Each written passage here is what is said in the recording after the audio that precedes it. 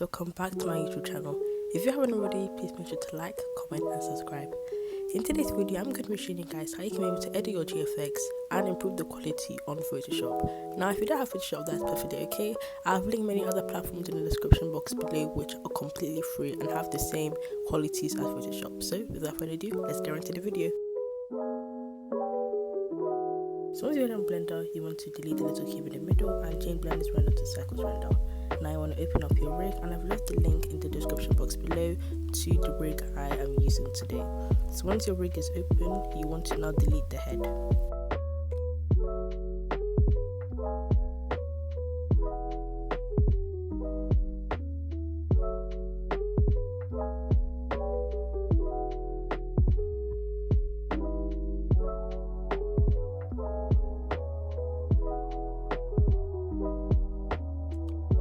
After deleting the head, you want to add your texture and your character's head.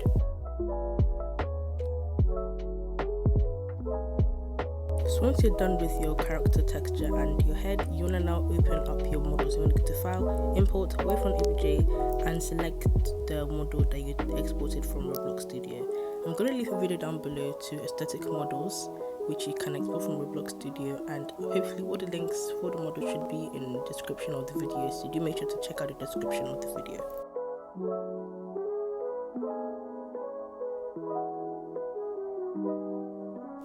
So after placing your model where you'd like, you now want to start posing your character. I'm going to pose my character near the stairs.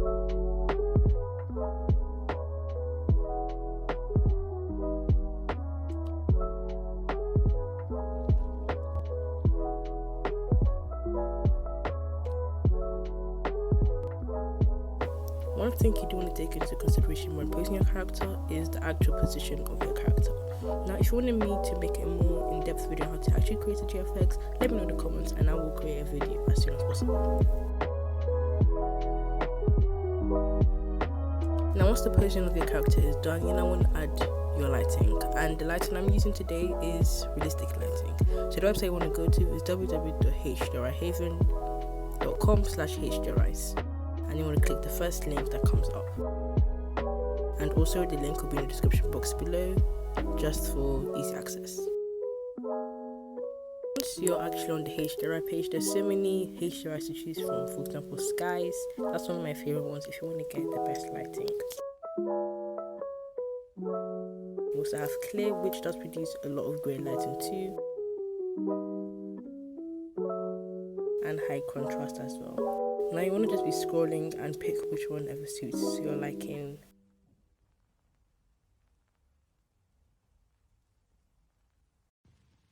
Once you have chosen the one you like, you want to scroll down and click 4K to download your hdris. You can also download multiple at a time while your previous hdris is downloading. Once you're done downloading, you want to go to world option, use nodes, and change the color into environment texture. You want to click open and then pick your hdris that you found. Now it doesn't seem like you've done anything, but what you want to do is go to view camera, then click rendered.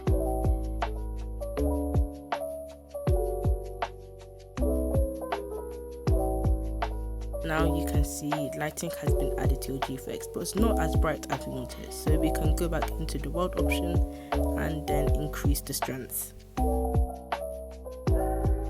As you can see, that made it more brighter, but that's not necessarily what we want. One thing we can do is come off camera mode and press Ctrl and select our whole model. Then rotate to 90 degrees and see if that increases the lighting.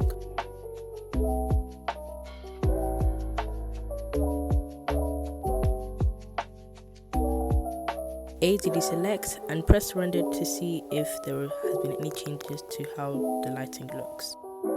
As you can see, after 180 degrees turned, my lighting is much better. Now once you're done with this, you just want to start making any final adjustments to your GFX.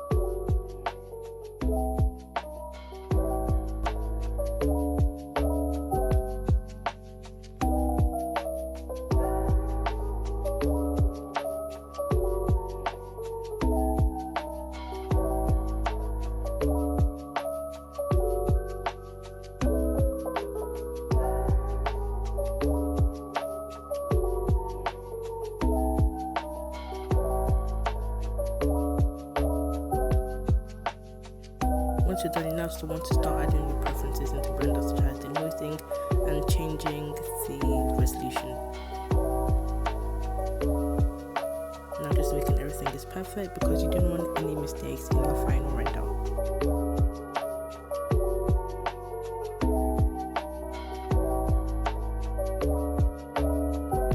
Make sure you set your resolution to the actual size of your image you're going for. So if it's an Instagram photo, 1000 times 1000, and a YouTube thumbnail, 1920 times 1080. Once you're done, you now want to hit render.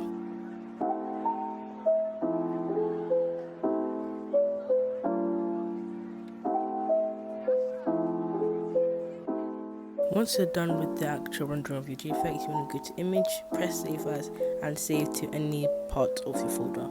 Now you want to open up your editing software, which in this case mine is Photoshop.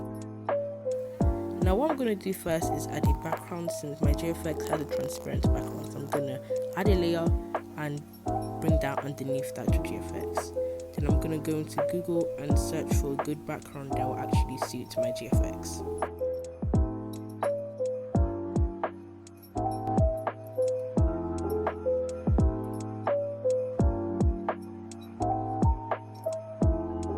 You want to start adjusting your background and adding any preferences that you like. Once you're done with your background, you want to actually go to the actual GFX layer, go into image, adjustments, and change the exposure. So depending on your preferences with GFX, I like mine quite bright. You want to increase or decrease the exposure. There's so many other options where you can choose from, and now I'm going to add a blur.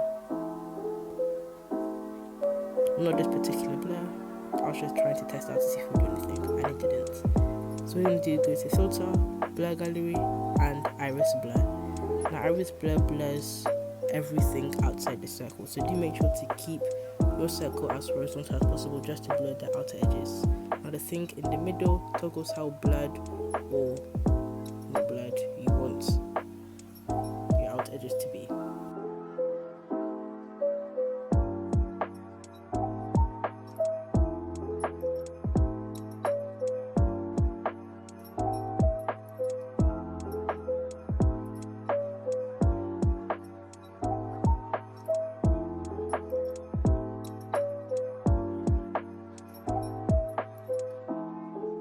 Enter to escape iris blur, and then want to go to back to image adjustments, and if you need to, adjust your exposure once more. Then you want to go back to image adjustments and change the brightness and contrast. I particularly like adjusting the contrast to the highest because it makes my GFX look more brighter.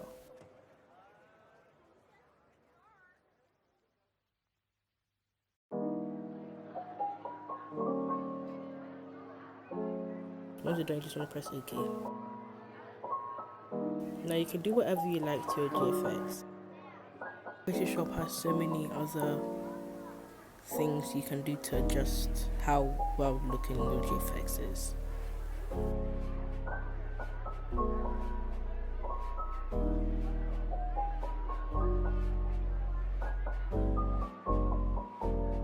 One thing you can also do is add like some sort of effect to your GFX. I'm thinking of adding a bokeh to my GFX. I search around with a black background because once I get rid of the black background, it gives the best resolution. I'm going to do just create a new layer and paste it. Then go to edit, free transform, and size it to your actual canvas size. Now after that, to get rid of the black background, we're going to go to normal, screen,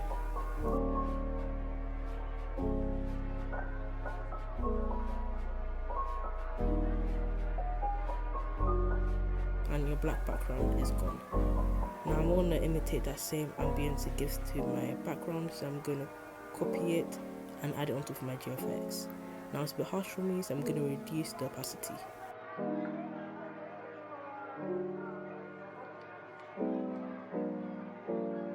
Now you can do whatever you like from this point onwards.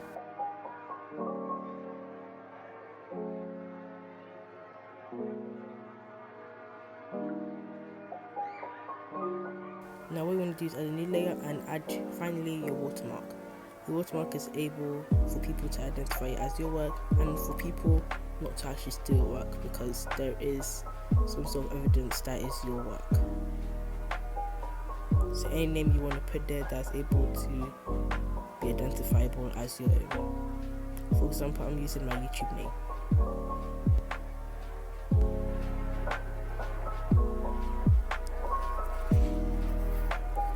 Now you want to make sure it's as invisible as possible, but visible to the naked eye, because you don't want a big black watermark in the middle of your GFX, because that just throws off the whole audience in general.